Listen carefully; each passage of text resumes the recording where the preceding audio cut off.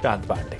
तो क्या 14 दिनों के तनाव का हाई पॉइंट आ चुका है? क्या 54 साल बाद मॉक ड्रिल की तैयारी पाकिस्तान पर फाइनल प्रहार की बस झांकी भर है? क्या इस मॉक ड्रिल से एक बड़ा संदेश दिया जा रहा है? आज जानेंगे स्वदेश विशेष में।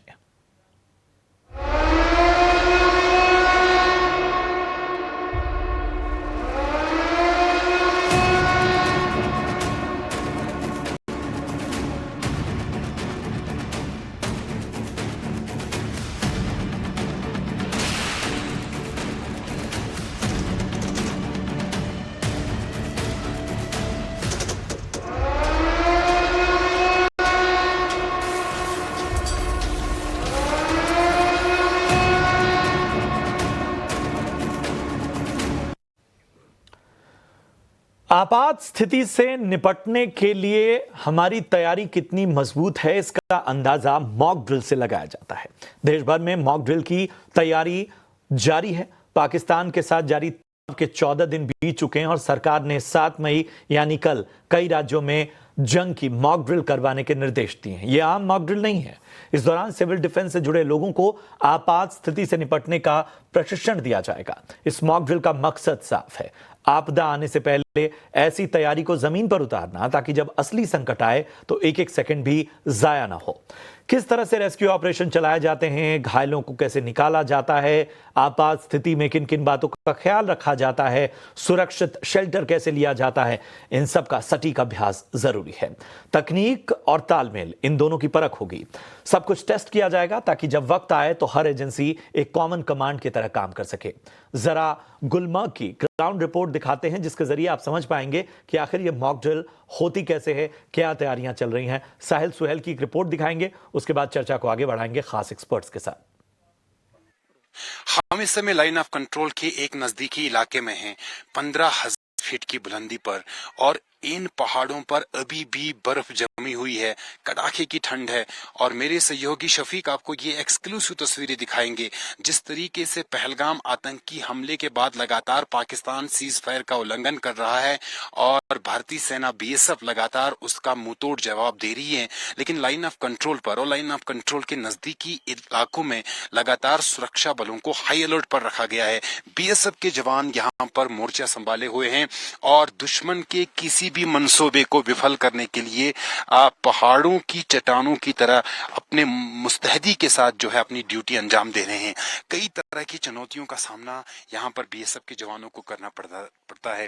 देखिए, कड़ाके की ठंड है, धुंध छाई हुई है और इस धुंध के बीच ये जो बीएसएफ के जवान हैं वो अपनी ड्यूटी अंजाम दे रहे हैं। लगातार लाइन ऑफ कंट्रोल और लाइन ऑफ कंट्रोल के नजदीकी इलाकों में एक की पाकिस्तानी सेना की सीज फायर जो वो कर रहे हैं उसका जवाब दिया जा रहा है भारतीय सेना और बीएसएफ की ओर से। और वही घुसपैठ की कोशिशों को विफल करने के लिए भी लगातार जो ऑपरेशन है वो चलाए जा रहे हैं। पेट्रोलिंग तेज कर दी गई है, एरिया डोमिनेशन जो है वो तेज की गई है और उसके साथ साथ इस तरह की जो कठिन परिस्थितियां हैं उनके बीच एम्बुश लगाए जा रहे हैं ताकि पाकिस्तानी और जो पीओके का इलाका है वहां पे जो आतंकवादी बैठे हैं वो किसी भी मंसूबे में कामयाब ना हो, घुसपैठ की कोई एक जो है कोशिश भी कामयाब ना हो। इन पहाड़ियों के उस पार जो है वो पीओके का इलाका है और लगातार वहां से इस तरह की इनपुट्स नजर जो है सुरक्षा एजेंसियों को मिल रहे हैं कि पाकिस्तानी आतंकी जो है वो घुसपैठ की कोशिशें कर रहा है। और कोशिशों को नाकाम करने के लिए ये देखिए बीएसएफ के जवानों ने किस मजबूती के साथ अपनी पोजीशंस संभाली हुई है। बिल्कुल, तो ये ग्राउंड रिपोर्ट आप देख रहे थे कि हमारे जवानों की क्या तैयारी और किस तरह से लगातार जो स्थितियां लगातार तनावपूर्ण बनी हुई हैं उसमें किस तरह से हमारे जवान विपरीत परिस्थितियों में भी डटे हुए हैं। हम आपको मॉक ड्रिल की भी तस्वीरें बीच बीच में दिखाएंगे, लेकिन चर्चा की मैं शुरुआत करता हूं और हमारे साथ 3 बेहद खास मेहमान जुड़े हैं। मैं परिचय करा दूं। हमारे साथ foreign policy expert doctor Sandeep Tripathi साहब जुड़ चुके हैं। जाने माने वरिष्ठ पत्रकार अनुराग वर्मा सर भी हमारे साथ इस चर्चा में शामिल हो रहे हैं और हमारे साथ जाने माने defence expert lieutenant colonel retired J S. Sodhi साहब भी इस चर्चा में शामिल हो रहे हैं। सोढी सर, सबसे पहले मैं आपके पास ही आना चाहूंगा। It's high time mock drill. अगर 1971 के बाद इस तरह की तैयारी, इस तरह का जोश इतने बड़े पैमाने पर लगभग पूरे देश में, तो इसे हाई टाइम माना जाए। प्रशांत जी, ये मेरा सौभाग्य कि मैं आपके न्यूज चैनल पे हूं और विख्यात को पैनलिस्ट के साथ हूं। डेफिनेटली 54 साल के बाद देश में मॉक ड्रिल होना ये बहुत बड़ा संदेश है। देखिए प्रशांत जी, शताब्दियों पहले विख्यात चीनी सैनिक फिलोसोफर सुनजू ने कहा था, अगर 1% भी युद्ध का संदेशा हो तो देश को 100% तैयार होना चाहिए।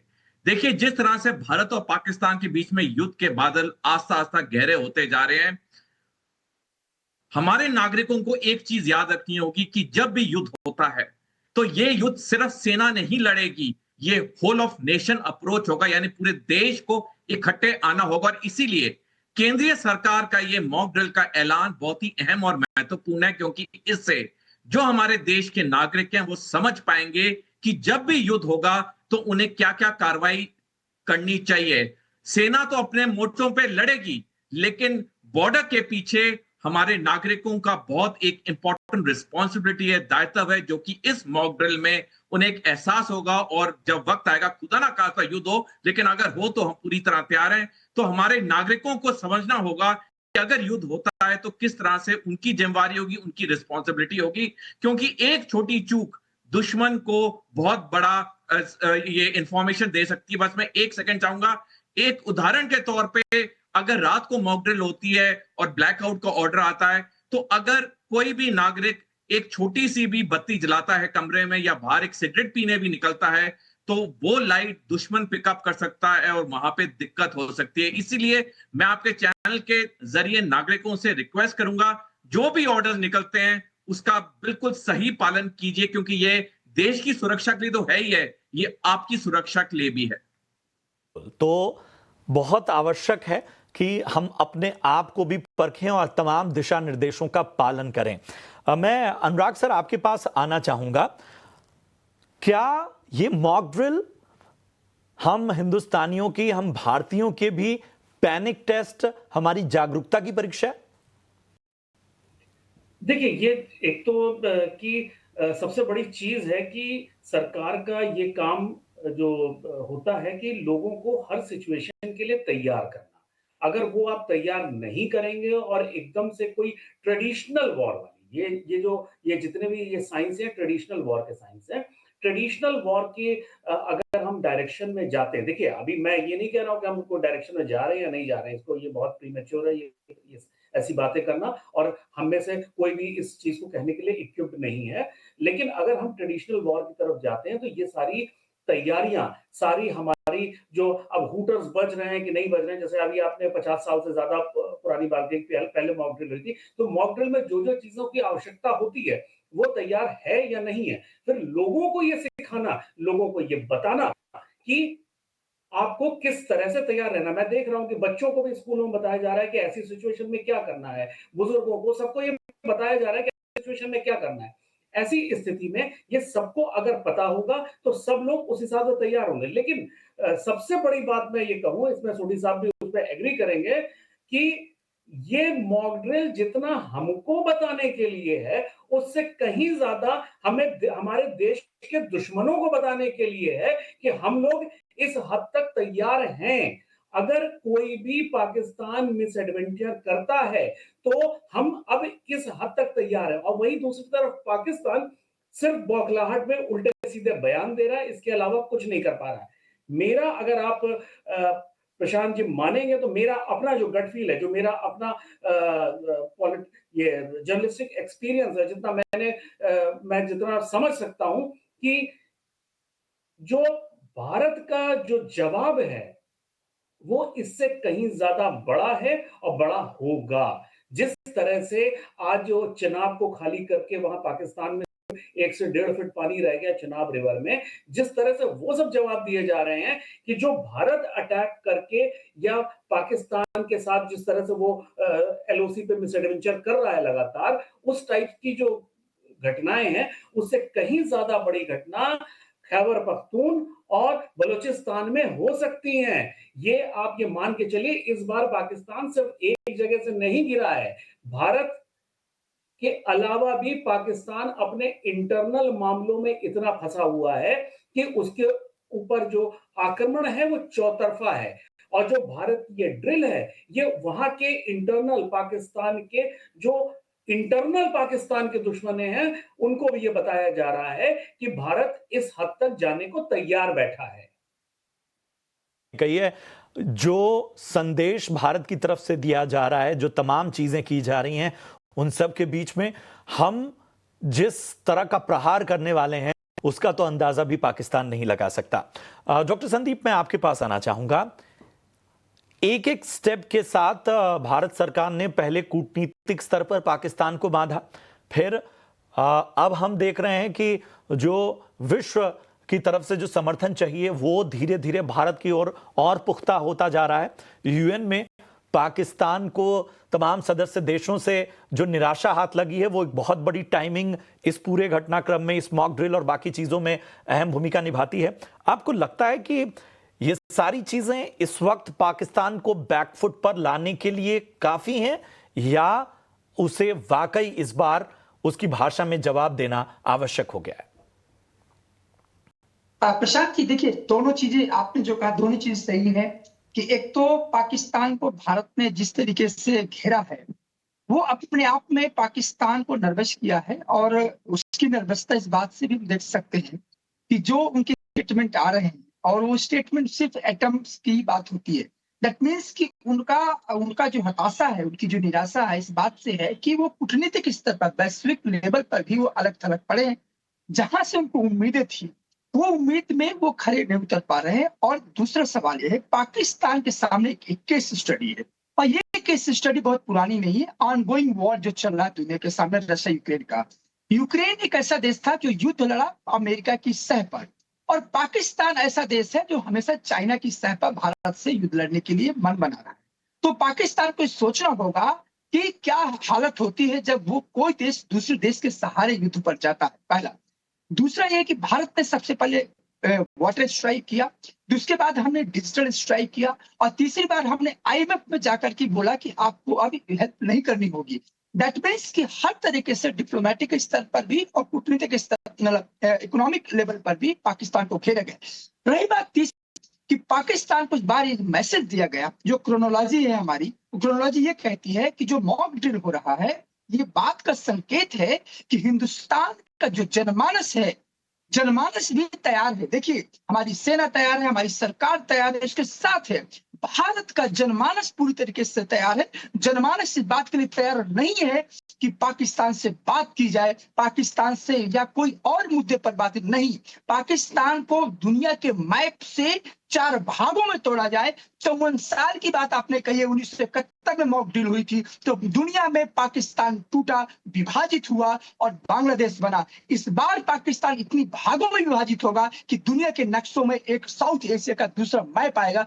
और जो हमारी मॉक ड्रिल है, इस बात का संकेत है कि भारत पूरी तरीके से इसके लिए, लड़ाई के लिए तैयार है। और ये तैयारी जो मॉक ड्रिल है, ये सिर्फ अवेयरनेस के लिए है, और सिर्फ बात के लिए कि हम जो है किसी भी स्थिति से निपटने के लिए पूरी तरीके से तैयार है। लेकिन ये मॉक ड्रिल देख करके जब 2 बजे प्रेस कॉन्फ्रेंस होती है, जब वहां की लीडरशिप पाकिस्तान को ये कहती है कि अब क्या होगा, डेट भी वही तय कर रहे हैं। यानी कि जो जितना नर्वसनेस इतिहास में पहली बार पाकिस्तान के सामने तो कभी नहीं हुआ। और इस बात का संकेत है कि जैसे कौटिल्य कहते थे कि पहले दुश्मन को ठंडा करो, इसके बाद उसको प्रहार करो, तो इतनी जगह से टूट चुका है पाकिस्तान कि हमने देखा कि जिस तरह के चेनाब नदी पर कल हमने पानी रोका, और पाकिस्तान पर हाहाकार मच रही है। आप देखिए जिस प्रकार से एयरलाइंस को वहां से डाइवर्ट किया गया, एयर स्पेस को इग्नोर किया गया। दुनिया के अदर देश भी पाकिस्तान एयरलाइंस को, एयर स्पेस को यूज नहीं कर रहे। दैट मीन्स हर स्तर से पाकिस्तान टूट चुका है, और मुझे नहीं लगता कि वो 2-3 दिन से ज्यादा भारत के सामने खड़ा होने की उसकी क्षमता है। तो ये अपने आप में मॉक ड्रिल जो हो रही है, ये अपने आप में एक साइकोलॉजिकल भी है पाकिस्तान पर प्रेशर डालने के लिए कि देखिए भारत का जनमानस पूरी तरीके से तैयार है, और इस बार जनमानस आपसे कोई लाहौर डिक्लेरेशन नहीं करेगा। इस बार भारत का जनमानस, भारत की लीडरशिप कोई सिमला एग्रीमेंट नहीं करेगा। इस बार हिंदुस्तान आपको दुनिया के सामने नकेल कसेगा और ये बताएगा कि आपकी जो स्टेट पॉलिसी है, जो क्रॉस बॉर्डर टेररिज्म है, आपके और DNA से खत्म होगा। वाकई यूएन में पाकिस्तान का जाना उसे इस स्तर पर बेनकाब भी कर रहा है। तमाम बातें, तमाम चीजें हमने आपके सामने रखी। चलिए, एक रिपोर्ट दिखाते हैं, ग्राउंड रिपोर्ट, जिस मॉक ड्रिल की बात हो रही है, और मॉक ड्रिल कहां की दिखाते हैं, हम आपको जम्मू की दिखाते हैं। मेरी सहयोगी शिवानी मिश्रा की एक ग्राउंड रिपोर्ट देखिए, क्या तैयारियां चल रही हैं वहां पे। केंद्रीय गृह मंत्रालय द्वारा देश भर के अंदर मॉक ड्रिल के निर्देश दिए गए हैं। 1971 के बाद ये अब हो रहा है, 54 सालों के बाद। एक स्कूल में हम जम्मू के मौजूद हैं, जहां की आपको मैं तस्वीरें दिखाते चलूं कि टीचर्स द्वारा लगातार इंस्ट्रक्शंस दिए जा रहे हैं बच्चों को कि किस तरीके से मॉक ड्रिल को फॉलो करना है, खतरे के हालात होने पर अपने आप को कैसे सिक्योर करना है।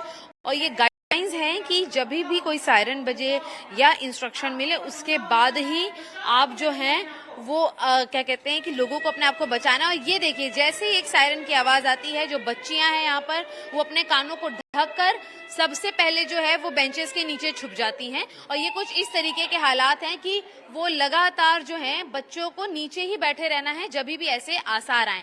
और ये इंस्ट्रक्शंस टीचर्स द्वारा उन्हें दिए गए हैं, जो कि एक सायरन बजने के साथ से उन्हें फॉलो करना होता है। और आप तस्वीरों के जरिए अभी भी देखेंगे, जो पूरी क्लासरूम छात्रों से भरी हुई थी, वो अपने कानों को ढककर जो है वो अपने आप को बचाने की कोशिश करते हुए नजर आ रहे हैं। और इसीलिए देखिए, ये एक बेहद महत्वपूर्ण तस्वीर हो जाती है कि लगातार जम्मू कश्मीर में जो बॉर्डर के इलाके हैं, उसके साथ साथ जो शहरों के इलाके हैं, उन पर भी इम्पैक्ट होगा। और इसीलिए ये तस्वीर जो है, ये गाइडलाइंस जो है वो बच्चों को दी जा रही है, बाकायदा ये ट्रेनिंग दी जा रही है।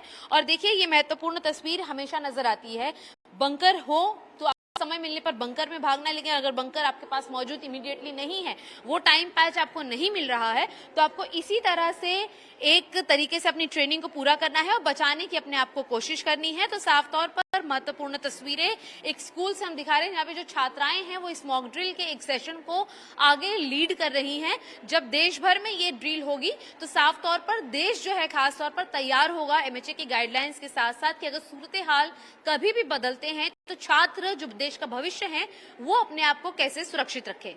बिल्कुल, तो ये ग्राउंड रिपोर्ट आप देख रहे थे जम्मू की, और जिस तरह से हमारे तमाम एक्सपर्ट भी बता रहे थे कि हर स्तर पर जो है वो हम अभी फिलहाल जागरूक और अलर्ट रहना चाहते हैं, और कहीं से भी, चाहे एजेंसियां हों, चाहे इंस्टीट्यूशंस हों, उन सभी की तैयारी पक्की होनी चाहिए। अनुराग सर, आप कुछ कह रहे थे,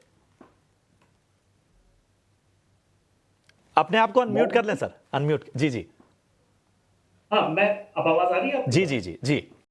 मैं जिस तरह से मैं बोल रहा था कि जिस तरह से ये मॉक ड्रिल और बाकी जो संदेश पाकिस्तान को दिए जा रहे हैं पिछले कुछ दिनों से, पहलगाम के अटैक के बाद, हमले के बाद से, जिस तरह से भारत अपने जो साइकोलॉजिकल वॉर जिसे कहते हैं, जो मनोवैज्ञानिक लड़ाई लड़ रहा है, उसका नतीजा ये निकल रहा है कि पाकिस्तान की फौज जो बेसिकली पंजाबी डोमिनेट करते हैं वहां पे, जो बहुत ही रिच कम्युनिटी है, उसके जो ऑफिसर्स वहां पे पाकिस्तान की फौज में जो सर्व कर रहे हैं, उन लोगों ने इंडिया पाकिस्तान बॉर्डर पे अपनी पोस्टिंग के लिए मना कर दिया है। वो लोग वहां इंडिया पाकिस्तान बॉर्डर पे नहीं लड़ना चाहते, वो इंडिया के साथ नहीं लड़ना चाहते हैं।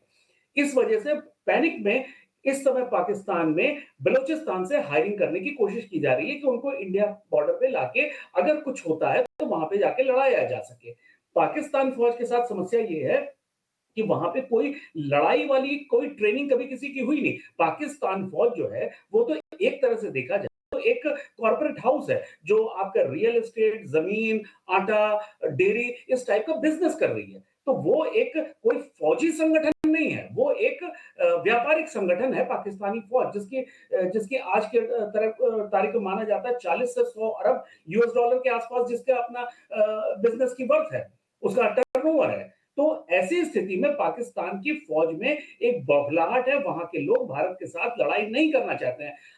बलूचिस्तान में, खैबर पख्तून जो विरोधी स्वर हैं वो वहां से उठने लगे हैं। आज की जो खबर है, इस्लामाबाद के एक बड़े मौलाना ने पाकिस्तान फौज को क्वेश्चन किया है कि आपने ऐसी स्थिति में भारत के साथ क्यों आप मिसएडवेंचर कर रहे हैं, जब हमारी स्थिति इस लेवल की नहीं है। तो ऐसी स्थिति को देखते हुए पाकिस्तान फौज जो ये भारत की मनोवैज्ञानिक लड़ाई रही है, उसके बाद वहां की जो आर्मी चीफ है वो बुरी तरह घिर गए हैं। तो ये कहीं ना कहीं लड़ाई हो या ना हो, जो जो मनोवैज्ञानिक लड़ाई है उसमें भारत बहुत तेजी से पाकिस्तानी फौज को घेर और रहा है। अनुराग वही सर, मेरी बात शायद है कि शायद पाकिस्तान को इस तरह के रिएक्शन की उम्मीद नहीं थी। शायद वो मान के चल रहा था कि जैसे पहली स्थितियां रहती हैं वैसे ही कुछ दिन तक टेंशन बरकरार रहेगी। इस तरह के स्ट्रेटेजिक मूव, इस तरह के पूरी तरह से उसकी घेराबंदी, इसकी उम्मीद नहीं थी। और शायद यही वजह है कि उसके पास इस वक्त किसी भी वैश्विक मंच पर जवाब देने के लिए, मुंह दिखाने के लिए इस वक्त स्थितियां नहीं हैं। सोढ़ी सर, मैं आपके पास आना चाहूंगा और मैं बहुत अहम विषय पर इसलिए चर्चा करना चाहता हूं। भारत तो कार्रवाई करेगा, भारत लगातार स्टेप दर स्टेप तमाम चीजें कर रहा है। हम जिस घेराबंदी की बात कर रहे हैं उस फाइनल प्रहार का सबको इंतजार है, लेकिन सवाल उठता है कि अब इसमें चीन की भूमिका को कैसे देखा जाए। जाहिर सी बात है, एक नैरेटिव यही है कि पाकिस्तान का किसी भी हद तक साथ दे सकता है चीन। आपकी टिप्पणी सर। प्रशांत जी, 1971 से लेकर अभी 2025 में बहुत कुछ बदल गया है। 1971 में जब भारत और पाकिस्तान का युद्ध होने वाला था या शुरू भी हो गया, तो अमेरिका ने काफी दबाव डाला था चीन पे, भारत पे टू फ्रंट वॉर करने के लिए, हमला करने के लिए। लेकिन चीन माना नहीं, क्योंकि तब चीन की जो सेनाएं थी वो लाइन ऑफ कंट्रोल से बहुत दूर थी, बहुत अंदर थी। लेकिन सब कुछ बदला 14 मार्च 2013 को, जब शी जिनपिंग चीन के राष्ट्रपति बने पहली बारी, और उन्होंने 3 साल बाद 1 फरवरी 2016 को अपनी सेना को रीऑर्गेनाइज किया थिएटर कमांड में। और जब डोकलाम मुद्दा हुआ 2017 में, उसकी आड़ में शी जिनपिंग ने जो नए थिएटर कमांड थे उसमें फोर्सेस को रीऑर्बिट किया, रीऑर्गेनाइज किया और अपनी सेनाओं को बिल्कुल लाइन ऑफ कंट्रोल पे आके खड़ा कर दिया। हमने देखा कि जब पहलगाम आतंकवादी हमला हुआ, उसके बाद 27 अप्रैल को चीन के विदेश मंत्री ने पाकिस्तान के विदेश मंत्री को फोन करके कहा कि चीन पाकिस्तान के साथ पूरी तरह खड़ा है। यदि पाकिस्तान पे कोई सैनिक हमला होता है तो चीन पाकिस्तान के साथ है। यानी कि चीन ने साफ संकेत दे दिया कि अगर युद्ध होगा पाकिस्तान पे तो चीन पाकिस्तान का साथ देगा। और जैसे मैंने पहले बताया, 1971 में तो उसकी सेनाएं बहुत दूर थी, लेकिन अब उसकी सेनाएं बिल्कुल लाइन ऑफ कंट्रोल पे है। मैं 1 मिनट और चाहूंगा प्रशांत जी। 17 मार्च को इसी साल जनरल उपेंद्र द्विवेदी, जो कि इंडियन आर्मी के चीफ आर्मी स्टाफ है, उन्होंने बयान दिया कि टू फ्रंट वॉर अभी भारत के लिए पॉसिबिलिटी नहीं है, रियलिटी है। 2 साल पहले जनरल मनोज नरावने, जो कि भारतीय सेना के 28वें सेना अध्यक्ष हैं, उन्होंने द प्रिंट में लेख लिखा 7 अगस्त 2023 को, जिसमें उन्होंने साफ शब्दों में लिखा है टू फ्रंट वॉर भारत के लिए दिक्कत होगी। तो डेफिनेटली जो चीन का रोल है वो बहुत बड़ा रोल है। आज की तारीख में चीन भारत से 30 साल, 3 दशक आगे सैनिक तैयारी में। अगर पाकिस्तान का भी सैनिक पावर जोड़ी जाए, क्योंकि वो भी एक प्रोफेशनल आर्मी है, पलड़ा चीन पाकिस्तान की तरफ बहुत भारी हो जाता है। इस पहलू को भी हमें नजरअंदाज नहीं करना होगा। डॉक्टर संदीप, मैं आपके पास आना चाहूंगा। आप तो लगातार देख रहे होंगे ये जो पूरी वर्ल्ड कम्युनिटी है और तमाम बातें जो लगातार चीज़ें नज़र आ रही हैं, इन्हें किस नज़र से देखा जाए? अगर मैं बहुत साफ साफ शब्दों में पूछूं तो आपको भारत की तरफ कौन कौन से देश नज़र आते हैं और पाकिस्तान की तरफ किन की दिलचस्पी नज़र आती है? प्रशांत जी, देखिए, मेरा इस पॉइंट पर जब अलायंस की बात होती है, मैं थोड़ा सा डिफरेंट व्यू रखता हूं। और मेरा मानना यह है कि भारत इस समय अंतर्राष्ट्रीय राजनीति की एक थ्योरी है केनेथ वॉल्ट की, जो ये कहती है कि अंतर्राष्ट्रीय राजनीति का जो नेचर होता है वो एनार्कियल होता है। और उस एनार्कियल सिचुएशन का सिद्धांत यही कहता है कि वो देश को अपनी सर्वाइवल सिक्योरिटी की रक्षा के लिए सेल्फ हेल्प करना चाहिए। भारत ने इस बात को समझ लिया था बहुत पहले ही कि यदि युद्ध की स्थिति आए, चाहे वो 2 फ्रंट हो या 3 फ्रंट हो, कोई भी फ्रंट हो, हमें अपना सेल्फ हेल्प करना होगा। यानी कि हमें अपना स्वयं इंडिपेंडेंसी फैक्टर लानी होगी। किसी अलायंस से युद्ध में नहीं, मैदान में नहीं जाया जाता है। और इसका मैं अभी बताया हूं कि अलायंस पॉलिटिक्स यूक्रेन ने साबित किया दुनिया के सामने कि आपके साथ तो ईयू भी था, आपके साथ अमेरिका भी था, लेकिन आप रशिया ने आपके क्या किया? और रशिया के साथ उस समय कोई नहीं था। बात ईरान भी सामने आया, लेकिन डायरेक्टली आया, चाइना इनडायरेक्टली आया। तो कह सकते हैं कि जब हम युद्ध में जाते हैं तो हो सकता है कि एक साइकोलॉजी बनाने के लिए, मनोवैज्ञानिक दबाव बनाने के लिए आप अलायंस की बात कर सकते हैं कि अमेरिका है, रशिया इधर है। लेकिन देखिए, मैं पर्सनली बहुत भरोसा नहीं करता हूं अमेरिका पर। और रशिया की जहां तक बात है तो 1971 का रशिया अलग था, आज का रशिया अलग है। हालांकि पहले दिन पुतिन ने बोला कि हम इसके खिलाफ हैं, लेकिन अब वो टोन धीरे धीरे चेंज हो रही। वो कह रहे हैं कि आपस में डिसएलेट करें, दोनों पक्ष बात करें। जब जब कूटनीति में दोनों पक्ष की बात करने की बात आ जाए तो आप समझ लीजिए कि वो खुलकर सपोर्ट नहीं होता है। तो भारत इस बात को जानता है और हमारे विदेश मंत्री डॉक्टर जयशंकर जी ने यही कहा कि हमें ब्रिज नहीं चाहिए, हमें पार्टनर चाहिए। क्योंकि हम, जब दुनिया में युद्ध होता है, कहीं ऐसी स्थिति होती है, तो हम अपने एक स्टैंड लेते हैं। तो जब हम स्टैंड लेते हैं स्ट्रेटेजिक ऑटोनॉमी का, तो हम किसी से उम्मीद भी नहीं करते हैं अहम बात, कि हमारे हमें साथ कोई प्रीच खुलकर नहीं आए। चाहिए, हमें स्टैंड चाहिए। आप किस तरफ हैं ये स्पष्ट कीजिए, बहुत आवश्यक है। और इन सब के बीच में भारत ने यह भी संदेश दे दिया है कि वो उसे जो करना है वो करेगा, किसी को उसका साथ देना हो दो, नहीं देना हो ना दे। अच्छी चर्चा रही, आप सभी का बहुत शुक्रिया। डॉक्टर संदीप, इसके साथ ही अनुराग सर, आपका भी बहुत बहुत धन्यवाद। सोडी सर, अपना कीमती समय आपने दिया, बहुत बहुत धन्यवाद। इस तरह की चर्चाओं में आगे भी आप सभी को आमंत्रित करते रहेंगे। फिलहाल मॉक ड्रिल में आपके इलाकों में अगर हो रही है तो हर बारीकी को पकड़िए, हर चीज को समझिए, हर दिशा निर्देश को ऑब्जर्व कीजिए, जागरूक बनिए, क्योंकि आपात स्थिति बिना बुलाए आती है और ऐसे में तैयारी बहुत काम आती है, जागरूकता बहुत काम आती है। चलिए, इसी के साथ उम्मीद करते हैं कि आपको ये खास चर्चा पसंद आई हो। फिलहाल मुझे और मेरी पूरी टीम को दीजिए इजाजत। नमस्कार।